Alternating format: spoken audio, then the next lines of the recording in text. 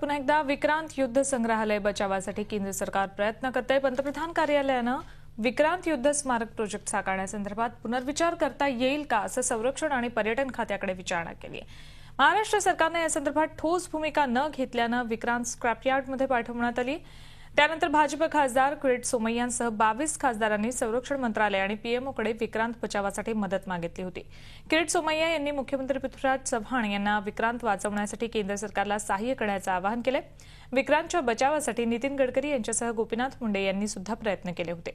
पंतप्रधानांशी या विषयावर संवाद साधला होता। खासदार किरीट सोमय्या यांच्याशी या संदर्भात काही वेळापूर्वी आम्ही फोनवरून बातचीत केली। ऐकूयात त्यांनी काय प्रतिक्रिया दिली आहे। प्रधानमंत्री कार्यालयाने हेही सांगितलंय की जे सर्वोच्च न्यायालयात या संबंधी केस चालू आहेत त्यात पण आपण सर्वोच्च न्यायालयाला अप्रोच करा। नितीन गडकरी महोदय आणि आपल्याला आठवत असेल की गोपीनाथ मुंडे हे दोघेही प्रधानमंत्री नरेंद्र मोदीशी बोलले होते। मी स्वतः अरुण जेटलीची चर्चा केली होती आणि महाराष्ट्राच्या 22 खासदारांनी खासदार म्हणून पहिलं निवेदन हे संरक्षण मंत्रालयाला दिलं होतं की आमचं युद्ध स्मारक झालंच पाहिजे।